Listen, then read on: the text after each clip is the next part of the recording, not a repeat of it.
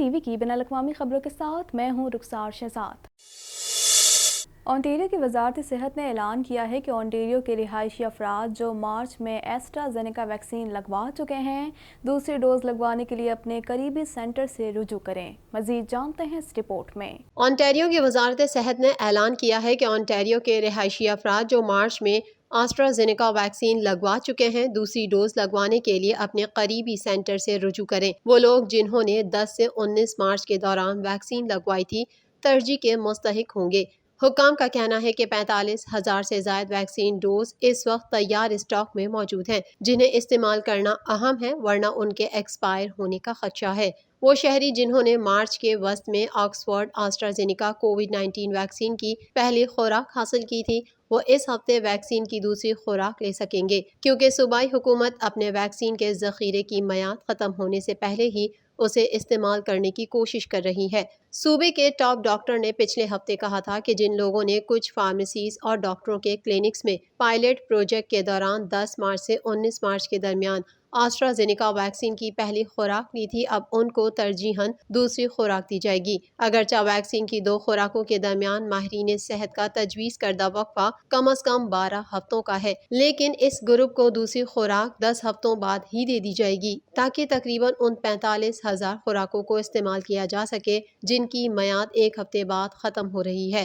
آسٹرازینیکا کی مزید 10,000 خوراکوں کی میعاد آئندہ ماہ ختم ہونے والی ہے۔ صوبے میں اس وقت 3 لاکھ سے زیادہ خوراکیں اسٹاک میں ہیں۔ اونٹیریو کے chief medical of health doctor David Williams نے کہا ہے کہ کم وقفہ بھی مناسب ہے اور اس میں خطرے والی کوئی بات نہیں۔ واضح رہے کہ آسٹرازینیکا کے استعمال سے ممکنہ طور پر خون کے جمنے کے کچھ واقعات سامنے آئے ہیں جن کی وجہ سے متعدد صوبوں نے حال ہی میں اس کا استعمال روک دیا تھا کیونکہ وہ اس بارے میں مزید تحقیقات چاہتے تھے۔ کینیڈین وزیر اعظم جسٹن ٹروڈو نے بیلاروس کی حکومت کی جانب سے طیارے میں سوار صحافی کو حراست میں لینے کی مذمت کرتے ہوئے کہا کہ کینیڈا اس ملک کے خلاف موجودہ پابندیوں سے بڑھ کر اقدامات پر غور کرے گا۔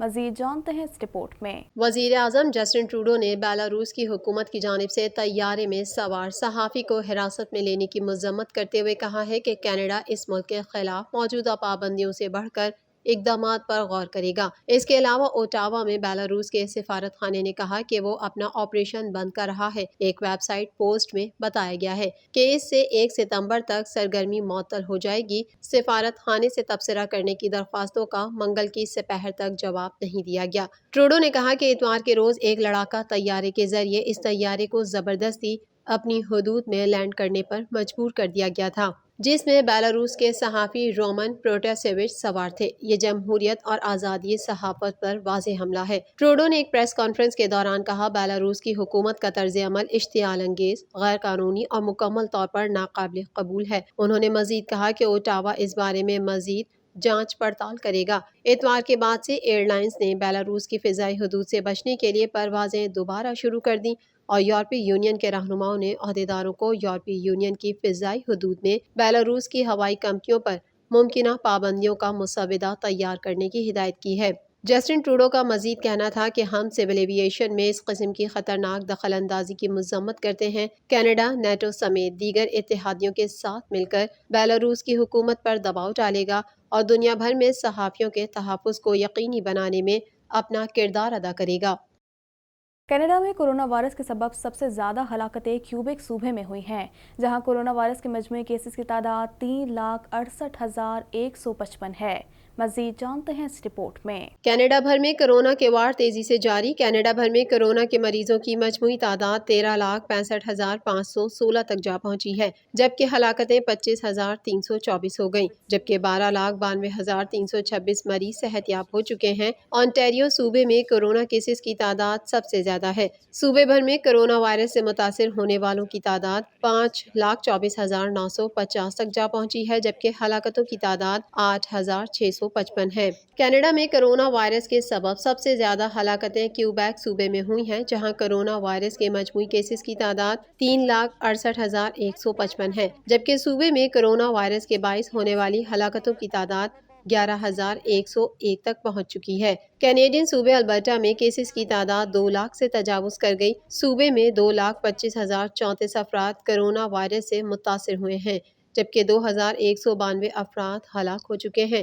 برٹش کولمبیا میں کیسز کی تعداد 1,42,636 تک جا پہنچی ہے، جبکہ صوبے میں کرونا وائرس سے ہونے والی ہلاکتوں کی تعداد 1,680 ہے۔ امریکی صدر جو بائیڈن نے سیاہ فام جارج فلائیڈ کے لواحقین سے ملاقات کی ہے۔ بائیڈن انتظامیہ کی طرف سے پولیس اصلاحات کا وعدہ تاحال پورا نہیں ہوا۔ اس حوالے سے مزید جانتے ہیں۔ امریکی صدر جو بائیڈن نے سیاہ فام جارج فلائیڈ کے لواحقین سے ملاقات کی ہے۔ بائیڈن انتظامیہ کی طرف سے پولیس اصلاحات کا وعدہ تاحال پورا نہیں ہوا۔ امریکی صدر نے سیاہ فام جارج فلائیڈ کے برسی کے موقع پر ان کے خاندان سے ملاقات کی۔ صدر بائیڈن کا کہنا تھا کہ نسل پرستی نے ہمیں ایک دوسرے سے الگ کر دیا ہے۔ جارج فیملی نے پولیس اصلاحات کا بل جلد پاس کرنے پر زور دیا ہے۔ صدر سے ملاقات کرنے والوں میں جارج فلائیڈ کی کمسن بیٹی بھی شامل تھی۔ امریکی وزیر خارجہ فلسطین کے دورے پر پہنچے، جہاں ان کی صدر محمود عباس اور اسرائیل کے وزیر اعظم نیتن یاہو سے ملاقات ہوئی۔ مزید جانتے ہیں اس رپورٹ میں۔ امریکی وزیر خارجہ اینٹونی بلنکن فلسطین کے دورے پر پہنچے، جہاں ان کی صدر محمود عباس اور اسرائیل کے وزیر اعظم نیتن یاہو سے ملاقات ہوئی۔ اینٹونی بلنکن نے فلسطینیوں کے لیے مقبوضہ بیت المقدس میں دوبارہ قونصلیٹ کھولنے کا اعلان کیا۔ امریکی وزیر خارجہ کی صدر محمود عباس سے ملاقات میں جنگ بندی اور فلسطین کی امداد سے متعلق امور زیر بحث آئے۔ انہوں نے فلسطین کو $7.50 کروڑ امداد دینے کا اعلان بھی کیا، جبکہ یہ بھی کہا کہ بیت المقدس میں امریکی قونصلیٹ دوبارہ کھولا جائے گا، جو سابق صدر ٹرمپ نے 2019 میں بند کر دیا تھا۔ اینٹونی بلنکن نے اسرائیلی وزیر اعظم بنیامین نیتن یاہو سے بھی ملاقات کی، جس میں سیز فائر کے ساتھ ساتھ ایران ایٹمی ڈیل کا معاملہ بھی زیر بحث رہا۔ امریکی وزیر خارجہ کا کہنا تھا کہ واشنگٹن اسرائیل کے دفاع کے حق کی بھرپور حمایت کرتا ہے۔ اسرائیلی وزیر اعظم امریکی وزیر خارجہ کے ساتھ پریس کانفرنس میں بھی دھمکیاں دیتے رہے۔ نیتن یاہو نے کہا، اگر جنگ بندی کی خلاف ورزی ہوئی تو اسرائیل بھرپور جواب دے گا اور امید ہے کہ امریکہ دوبارہ ایران ایٹمی ڈیل کا حصہ نہیں بنے گا۔ دوسری جانب دنیا کے سب سے بڑے سوشل میڈیا کمپنی فیس بک کی اور واٹس ایپ کی جانب سے فلسطینیوں کی سینسرشپ کا عمل جاری ہے۔ واٹس ایپ نے متعدد فلسطینی صحافیوں کے اکاؤنٹ بلاک کر دیے ہیں، جن میں عرب چینل کے لیے غزہ کے بیورو چیف اور امریکی خبر رساں ادارے سے منسلک 17 صحافی بھی شامل ہیں۔ امریکی اور روسی صدر کی پہلی ملاقات طے ہو گئی۔ وائٹ ہاؤس کا کہنا ہے کہ 16 جون کو سوئٹزرلینڈ میں دونوں رہنماؤں کی ملاقات ہوگی۔ مزید جانتے ہیں اس رپورٹ میں۔ امریکی اور روسی صدور کی پہلی ملاقات طے ہو گئی۔ وائٹ ہاؤس کا کہنا ہے کہ 16 جون کو سوئٹزرلینڈ میں دونوں رہنماؤں کی ملاقات ہوگی۔ تفصیلات کے مطابق امریکی صدر جو بائیڈن اور روسی صدر ولادیمیر پوٹن سربراہی اجلاس کے انتظامات کو حتمی شکل دے دی گئی۔ منگل کو وائٹ ہاؤس نے تصدیق کی کہ اس سلسلے میں وائٹ ہاؤس اور کرملن نے مل کر انتظامات طے کر لیے ہیں۔ وائٹ ہاؤس کا کہنا ہے کہ دونوں صدور کی پہلی ملاقات 16 جون کو جنیوا میں ہوگی۔ دونوں رہنما اہم امور پر تبادلہ خیال کریں گے، نیز دونوں ممالک تعلقات میں بہتری کے خواہاں ہیں۔ وائٹ ہاؤس سے جاری بیان میں کہا گیا ہے کہ دونوں رہنما تمام سلگتے مسائل پر بات چیت کریں گے، کیونکہ ہم چاہتے ہیں کہ امریکہ اور روس کے تعلقات میں استحکام اور شفافیت بحال ہو۔ کرملن نے اپنے بیان میں کہا کہ ہمارا ارادہ ہے کہ تصویراتی استحکام کی مشکلات، اس کے ساتھ ساتھ بین الاقوامی ایجنڈے پر موضوعاتی امور بشمول کورونا وبا کے خلاف جنگ میں باہمی تعاون اور علاقائی تنازعات کے حل کے سلسلے میں روسی امریکی تعلقات میں مزید بہتری کے امکانات پر گفتگو کی جائے۔ یہ متوقع طویل ملاقات بائیڈن کے اقتدار سنبھالنے کے بعد پہلے بین الاقوامی سفر کے اختتام پر ہوگی۔ حکام نے بتایا کہ وائٹ ہاؤس نے قومی سلامتی کے مشیر جیک سلیوان کو رواں ہفتے اپنے روسی ہم منصب سے ملاقات کے لیے جنیوا بھیجا تھا، تاکہ ملاقات کے سلسلے میں تفصیلات کو حتمی شکل دی جا سکے۔ جنیوا میں یہ ملاقات کس مقام پر ہوگی، اس سلسلے میں وائٹ ہاؤس کے ترجمان نے تبصرہ کرنے سے انکار کیا۔ ان کا کہنا تھا کہ جب تک تمام تر تفصیلات طے نہیں ہو جاتی، وہ اس پر کچھ نہیں بتا سکتے۔ بھارت میں کورونا سے متاثرہ افراد کی تعداد 2,71,56,000 سے زائد ہے اور 3,11,421 افراد جان کی بازی ہار چکے ہیں۔ اس حوالے سے مزید جانتے ہیں۔ دنیا کا کوئی خطہ کرونا وائرس کی موذی وبا سے محفوظ نہیں۔ اس کی تیسری لہر کے دوران مریضوں اور اموات میں مسلسل اضافہ جاری ہے۔ دنیا بھر میں کرونا وائرس سے متاثرہ افراد کی تعداد 16,85,35,322 تک جا پہنچی ہے، جبکہ اس موذی وائرس سے اموات 35,47,000 ہو گئیں، جبکہ 15,77,015 کرونا مریض صحت یاب ہو چکے ہیں۔ کرونا وائرس کے کیسز اور اس سے اموات کے اعتبار سے 10 سرِ فہرست ممالک میں 33 کروڑ سے زائد آبادی کا حامل امریکہ تاحال پہلے نمبر پر ہے، جہاں اس وائرس سے اب تک 6,05,208 افراد موت کے منہ میں پہنچ چکے ہیں، جبکہ اس سے بیمار ہونے والوں کی مجموعی تعداد 3,39,47,189 ہو چکی ہے۔ کرونا وائرس کے امریکہ میں 57,35,539 مریض اسپتالوں، قرنطینہ مراکز میں زیر علاج اور گھروں میں آئسولیشن میں ہیں، جن میں سے 6,839 کی حالت تشویشناک ہے، جبکہ 2,76,06,442 کرونا مریض اب تک شفا یاب ہو چکے ہیں۔ 1 ارب سے زائد آبادی والا ملک بھارت کرونا وائرس کے مریضوں کی تعداد کے حوالے سے دوسرے نمبر پر ہے، جہاں اس وائرس سے 3,11,421 ہلاکتیں ہو چکی ہیں، جبکہ اس سے متاثرہ 2,71,57,795 مریض سامنے آ چکے ہیں۔